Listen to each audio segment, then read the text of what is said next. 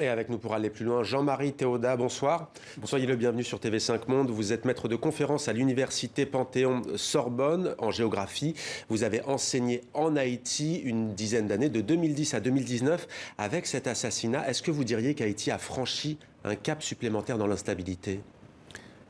C'est à l'évidence un moment d'une gravité solennelle, parce que c'est non seulement la mort d'un homme, c'est aussi un symbole d'État qui a été atteint, et la facilité avec laquelle les assassins ont pu perpétrer leur forfait nous amène à nous poser de véritables questions sur la structure même de l'État, sur la structure des services de sécurité chargés d'assurer la sécurité de la personne la plus sacrée finalement au niveau de la République.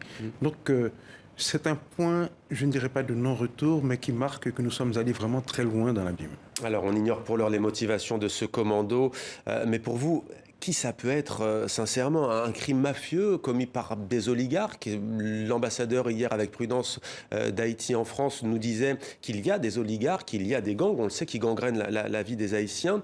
Une opération étrangère avec la main d'un État étranger contre un État souverain qui est Haïti? C'est-à-dire, il y a tellement de prétendants au titre d'assassin que l'on ne sait pas finalement à qui attribuer le crime.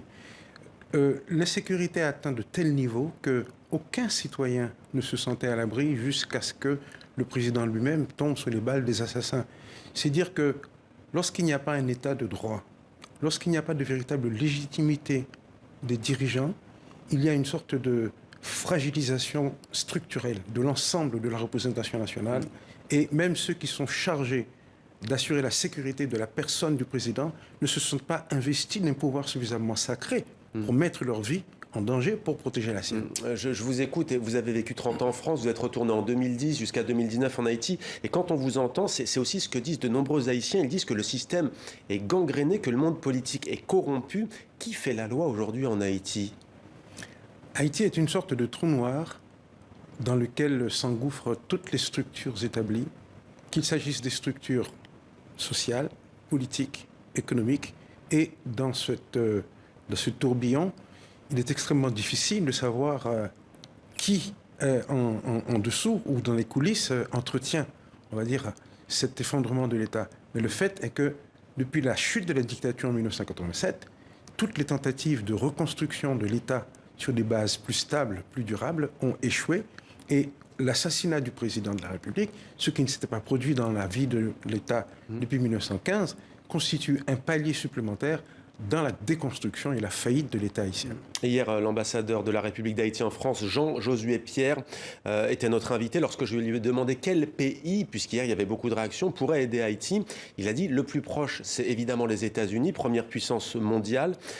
Mais on sent que les Haïtiens sont très méfiants, qu'ils n'ont pas forcément confiance dans l'administration américaine. Pourquoi?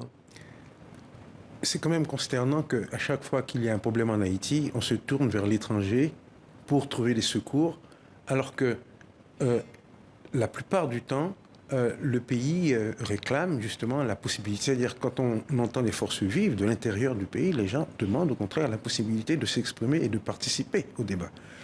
Ce n'est pas la première fois que le Conseil de sécurité se réunit sur la cause haïtienne. Et toutes les fois que des missions ont été envoyées en Haïti, cela s'est soldé par un échec. Le plus terrible a été l'échec de la MINUSTAH qui, en 2010, a coïncidé avec l'apparition de l'épidémie de choléra en Haïti. C'est dire que nous ne pouvons pas considérer le peuple haïtien comme une sorte de cobaye sur lequel on essaye à chaque fois de nouvelles solutions. Le malade a aussi son mot à dire. Et je pense qu'avant de se tourner vers la communauté internationale, il faudrait voir ce que, entre Haïtiens, nous serions capables de faire pour d'abord déterminer les responsabilités dans l'assassinat du président, pour déterminer également des responsabilités dans la gabegie qui a conduit à ce chaos, et enfin mettre en place de nouvelles institutions qui renforcent l'État. Juste en quelques secondes pour finir, Jean-Marie Théodat, il y a deux mots qui reviennent souvent concernant Haïti, et je pense à un autre pays francophone, c'est le Liban.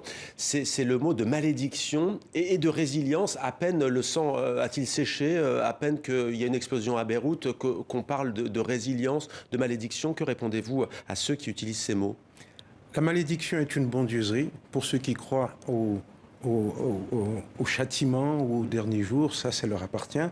La résilience est une sorte de cache-nez technico-spongieux qui permet en fait de maintenir en état d'apnée des populations auxquelles on ne laisse pas véritablement la chance de décider de leur destin. Ce sont deux leurres qui ne permettent pas véritablement d'y voir plus clair dans la situation d'Haïti et du Liban.